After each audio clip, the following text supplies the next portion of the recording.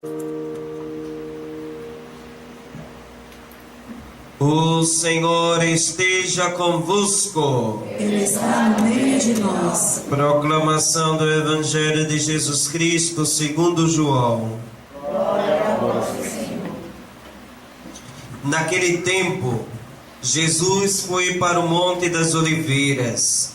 De madrugada, voltou de novo ao templo.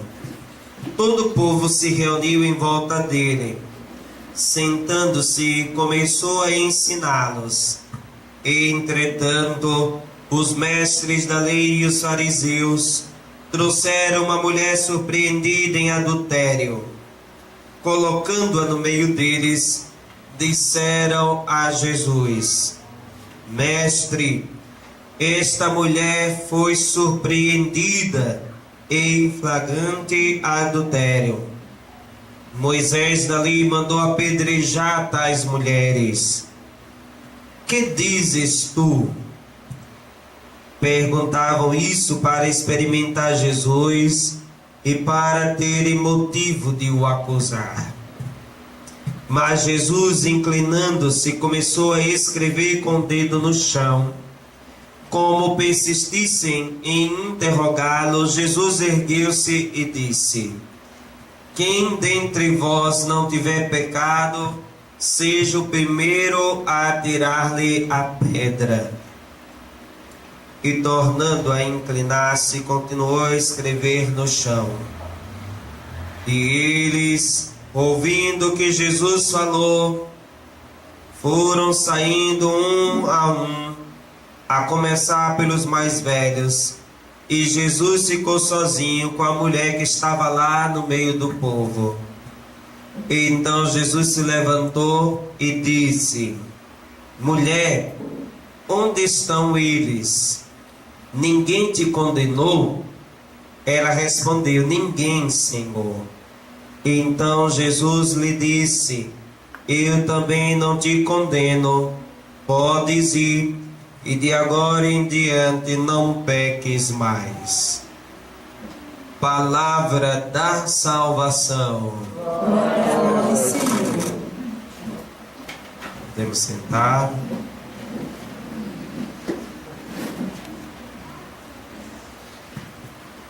Estamos cada vez mais nos aproximando da maior de todas as festas, a mais importante festa para nós cristãos, que é a festa da Páscoa. Esse é o domingo que antecede a Semana Santa.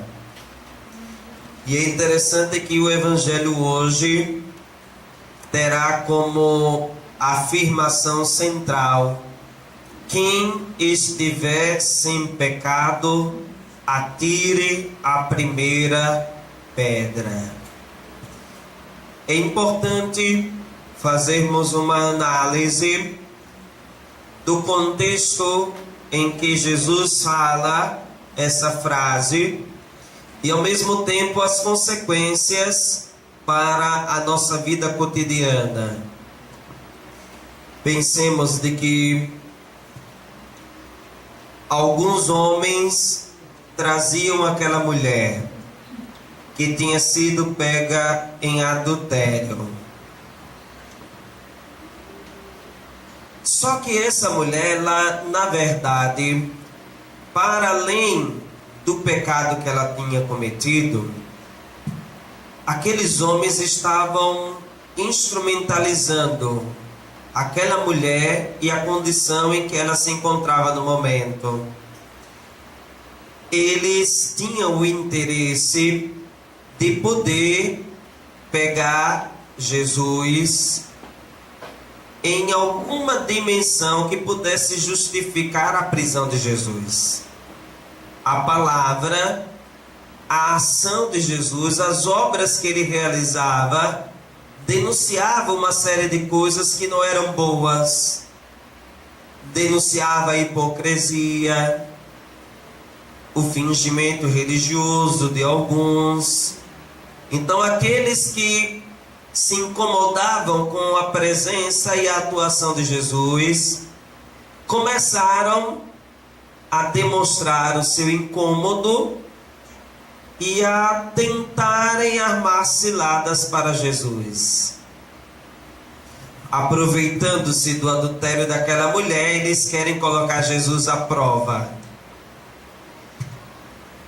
Jesus, ele começa a escrever no chão e diz: quem não tiver pecado, atire a primeira pedra. Anterior a essa frase, os homens disseram: Senhor, aliás, mestre, Moisés mandou que fosse apedrejada toda mulher que fosse encontrada em adultério. Quando Jesus diz que quem não tiver pecado, atire a primeira pedra, não ficou nenhum. Do mais velho ao mais jovem foi embora. E eu pergunto para vocês: uma pessoa que comete adultério, ela comete adultério sozinha? Não comete adultério sozinha. Em ato não comete adultério sozinha. Mas por que só a mulher estava sendo condenada? Porque o homem que foi encontrado com ela também não estava ali sendo conduzido, posto à humilhação pública, posto às críticas, colocado numa situação de constrangimento. Na época de Jesus, a situação das mulheres, em alguns aspectos, eram piores do que os atuais. As mulheres, ao longo da história, elas estão sendo valorizadas em muitas culturas, mas mesmo nessas culturas que deram passos de reconhecimento da importância do papel da mulher como pessoa inserida na sociedade, ainda nós encontramos situações de discriminação, de maltrato, em que às vezes a mulher tem igual direito aos homens, na teoria, no papel, mas que na prática ela é tratada de modo diferente, inferior. Uma mulher nessa condição citada pelo Evangelho, na nossa realidade hoje, como é que ela seria chamada? As pessoas começariam a apontar para ela e dizer: lá vai a sem vergonha, lá vai a safada, lá vai a biscateira. Não é assim? Isso eu estou sendo generoso, porque as palavras que dizem são piores. Eu estou dizendo palavras assim mais brandas diante do que se diz com as mulheres. É importante a gente observar que o adultério é um pecado gravíssimo e que fere a dignidade do matrimônio. O casal, ele deve viver o amor na fidelidade. Todo homem casado, toda mulher casada, em geral, em alguma circunstância da vida, sofre algum tipo de tentação. Mesmo quando não se sente tentado ou tentada, às vezes a outra parte vem ao encontro, vem a paquera, vem a cobiça. Mas eu, como homem casado, eu devo me colocar no meu lugar de pessoa casada. A outra parte pode não ter vergonha na cara, mas eu devo ter vergonha na cara. A outra parte pode até ser sem vergonha, mas eu devo ter vergonha. duas pessoas não se deitam na mesma cama se uma não quiser. Se deitaram, é porque houve concessão de ambas as partes, a não ser quando se trata de um estupro, que não é o caso. Então é importante que todos os casais eles possam zelar pelo matrimônio, possam buscar viver o amor com fidelidade, porque o adultério é um dos principais inimigos para a vivência do matrimônio. Por causa do adultério, vários casais se separaram. Por causa do adultério, existem casais que estão em terrível conflito. Por causa do adultério, famílias foram destruídas. E como consequência dessa destruição, os maiores impactos sofrem as crianças. Então, um casal ele deve zelar de noite e de dia pelo seu matrimônio. Deve vigiar, deve orar pelo seu matrimônio, deve pedir a Deus a graça sempre da fidelidade para ambas as partes. Agora, vigiar sobre o matrimônio não é colocar um chip no marido, não é colocar um chip na esposa para poder monitorar, não é a cada respiro que a outra parte dá já se desconfia. Será que ele está respirando diferente porque já está pensando em outra? Não se trata disso. Se trata de que o casal ele vai cuidando do seu matrimônio na atenção que se dá, no namoro, na presença constante, no diálogo, no companheirismo, na combinação. O casal vai cuidando também, extraindo momentos para exclusivamente estar com o outro. Às vezes tem uma das partes do casal que tem tempo para os amigos, tem tempo para as amigas, mas nunca tem tempo para o esposo nem para a esposa.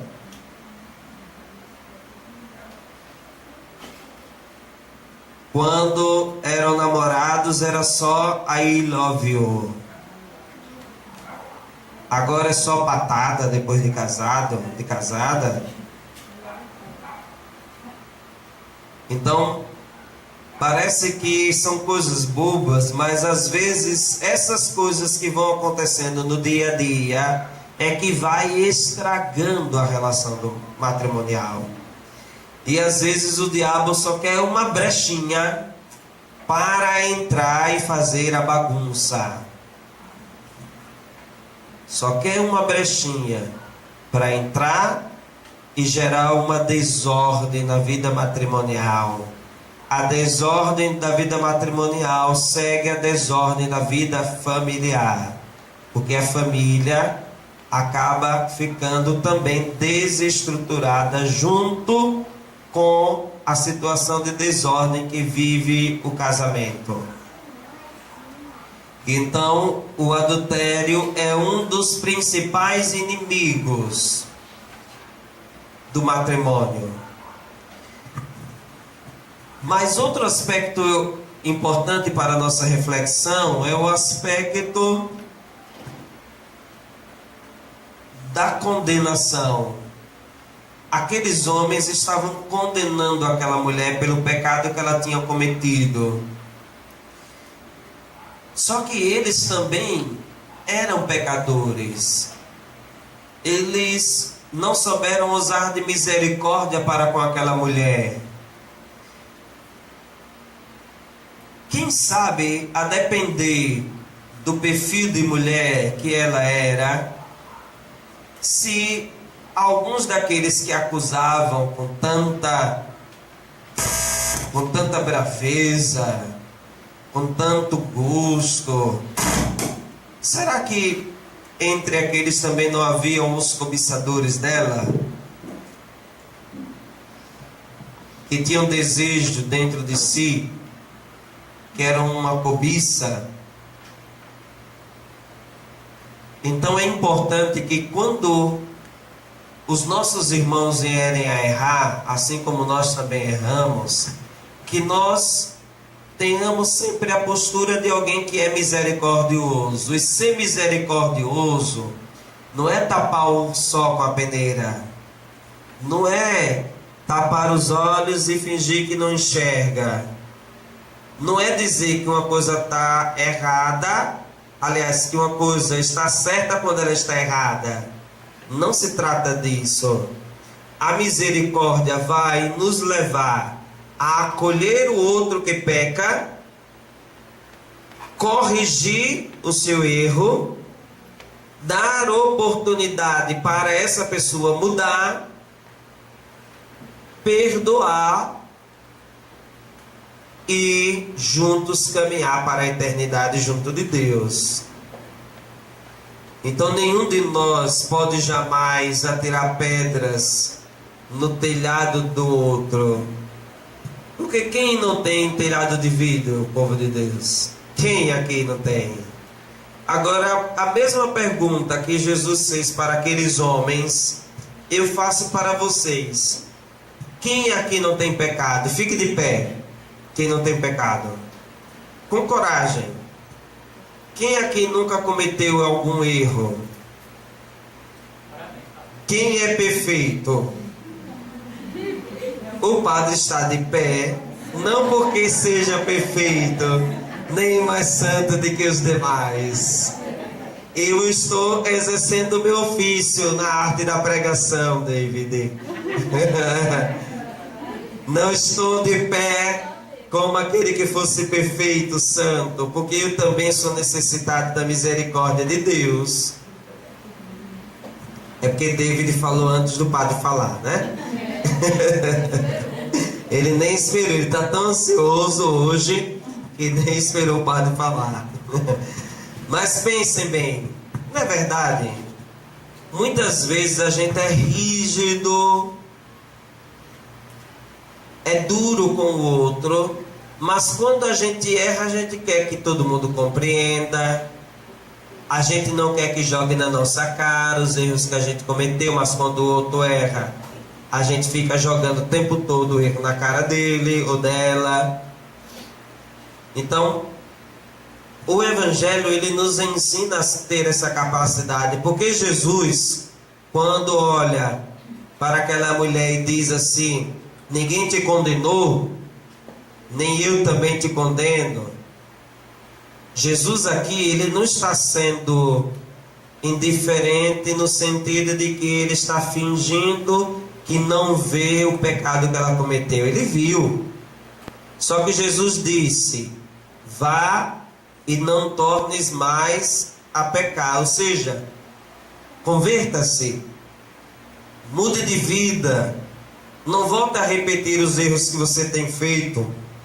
Seja uma mulher nova, seja um homem novo, abrace a graça de Deus através do perdão que você está recebendo.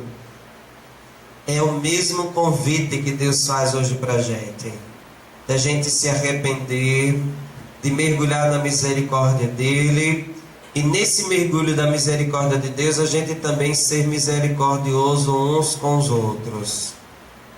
Eu acredito de que se nós fôssemos misericordiosos uns com os outros, o mundo seria diferente. É por isso que a gente tanto diz que está faltando amor no coração das pessoas. Porque quando a gente ama, a gente é capaz de ser misericordioso com o outro. Só quem ama é capaz de perdoar. Só quem ama é capaz de acolher o irmão que erra, sem jogar na cara dele os erros que ele cometeu, dando oportunidade para que a pessoa mude. O que passou, passou, agora devemos seguir adiante.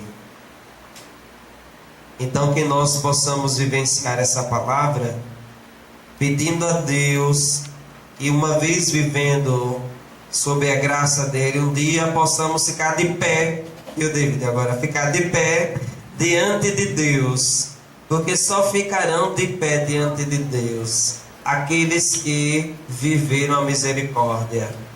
Quem não viver a misericórdia não ficará de pé diante de Deus, pode ter certeza, porque o julgamento será com misericórdia para quem tiver usado misericórdia com os irmãos, mas o julgamento será sem misericórdia para quem foi impiedoso com o irmão.